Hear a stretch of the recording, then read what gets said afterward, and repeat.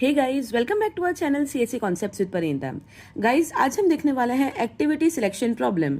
So you must be knowing this is a very important topic of DAA. ठीक है, डा में greedy technique का एक इंपॉर्टेंट टॉपिक है ये एक्टिविटी सिलेक्शन। तो एक्टिविटी सिलेक्शन एग्जैक्टली होता क्या है गाइस? यहाँ पे मैंने डेफिनेशन लिखा है, आप पढ़ सकते हो। It is a well known optimization problem that involves selecting a maximum number of non conflicting activities from the given set to maximize the number of activities that can be performed within the given time frame.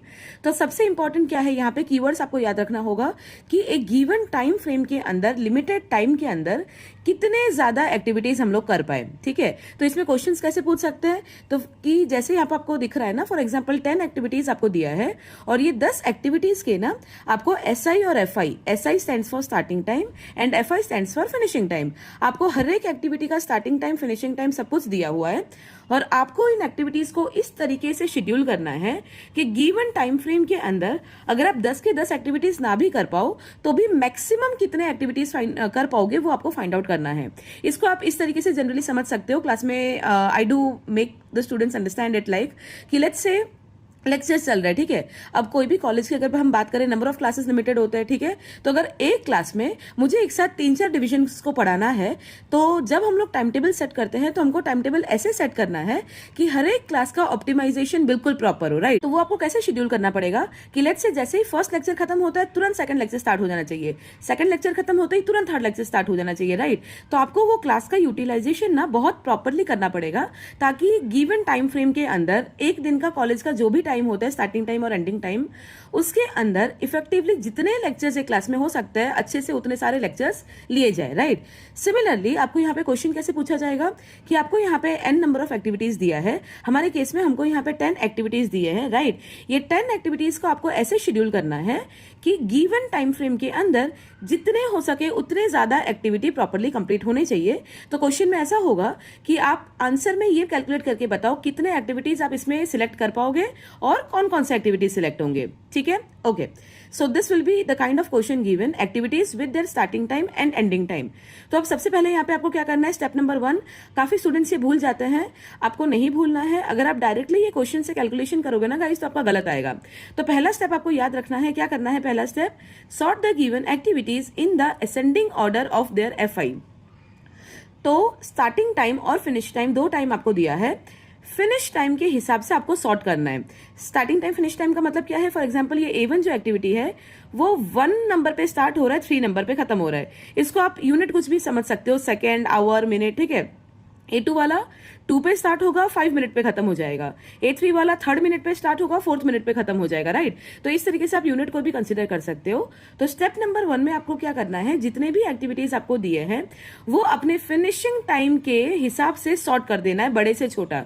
ये याद रखना है guys, starting time के हिसाब से sort नहीं होगा, finishing time के हिसाब से सॉर्ट होगा। राइट, तो फिनिशिंग टाइम के हिसाब से इधर हमने सॉर्ट कर लिया है, जैसे 3, 4, 5, 7, 9 उस तरीके से। राइट, तो एक्टिविटीज फिनिशिंग टाइम के हिसाब से पहले हमने फिनिशिंग टाइम को असेंडिंग ऑर्डर में सॉर्ट करके लिख दिया है और उसके हिसाब से आप एसआई और उसका रिस्पेक्टिव एसआई और आई भी लिख दो।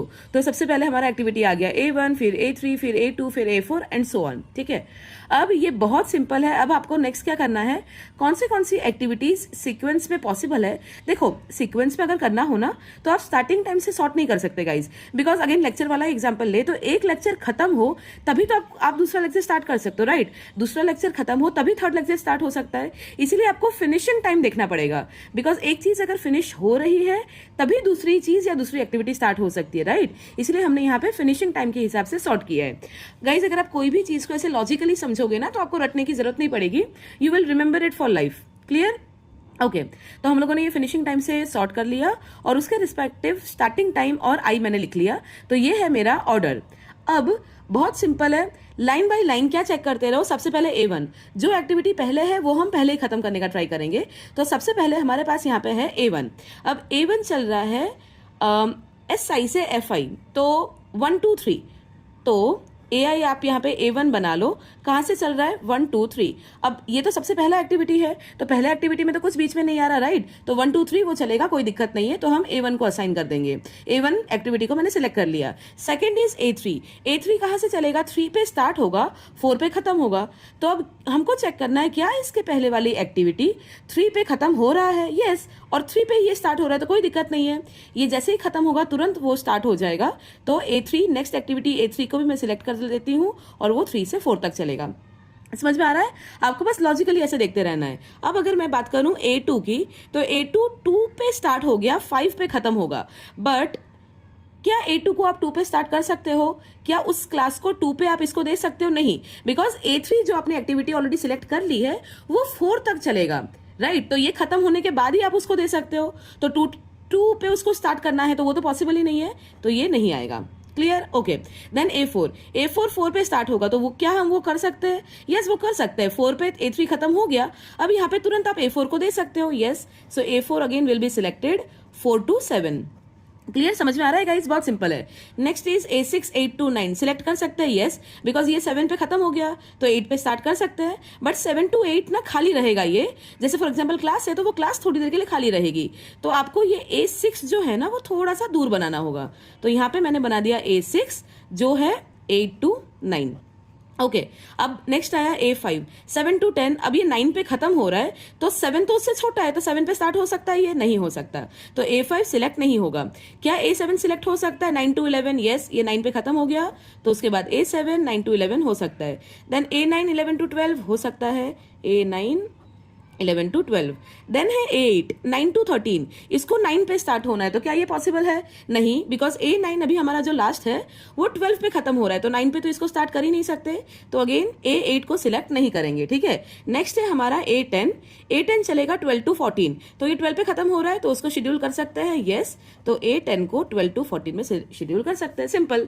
तो अब ये बहुत सिंपल है गाइज, ये आपका सॉल्यूशन हो गया, सोचो। ठीक है, अब इसको ना क्वेश्चन अलग अलग तरीके से फॉर्म कर सकते हैं। अगर आपको पूछे कि कितनी एक्टिविटीज आपकी सिलेक्ट हुई, तो आप आंसर क्या बताओगे? 3 और 4, तो टोटल 7 एक्टिविटीज हमारी सिलेक्ट हुई। अगर पूछे कि कौन कौन सी एक्टिविटीज सिलेक्ट हुई है, तो A1 A3 A4 A6 A7 A9 A10। अगर पूछे कौन कौन सी एक्टिविटीज सिलेक्ट नहीं हुई है, तो A2 A5 and A8 are the activities that are not selected. तो आपको MCQ में भी ऐसे अलग अलग फॉर्म करके पूछ सकते हैं। ठीक है, कौन से सिलेक्ट हुए, कौन से सिलेक्ट नहीं हुए, टोटल कितने सिलेक्ट हुए, एक्सेट्रा।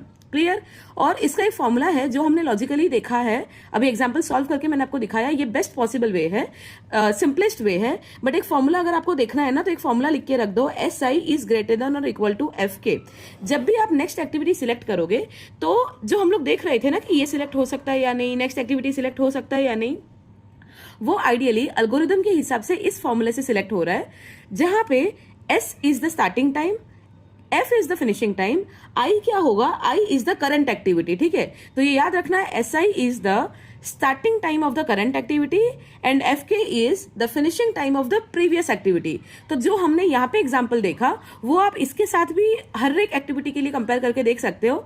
अगर ये ट्रू है तो वो एक्टिविटी सिलेक्ट होगा, अदरवाइज वो एक्टिविटी सिलेक्ट नहीं होगा, राइट। ये फॉर्मूला जानना जरूरी है, बिकॉज न्यूमेरिकल तो चलो आप डायरेक्ट कर लोगे, बट MCQ में भी ये फॉर्मूला डायरेक्टली किसी फॉर्म में पूछ सकते हैं। ठीक है, तो I hope this is clear to you. अभी कितने भी नंबर ऑफ एक्टिविटीज आपको दे, बट आप 1 मिनट के अंदर अगर आपको ये टेक्निक पता होगा, तो आपको बस ये स्टेप 1 याद रखना है और 1 मिनट के अंदर आप इसको प्रॉपर्ली सॉल्व कर पाओगे। That's all guys for tonight. अगर आपको और कोई भी डाउट हो, कोई और टॉपिक सीखना हो, always feel free to ask in the comment section. Thank you so much.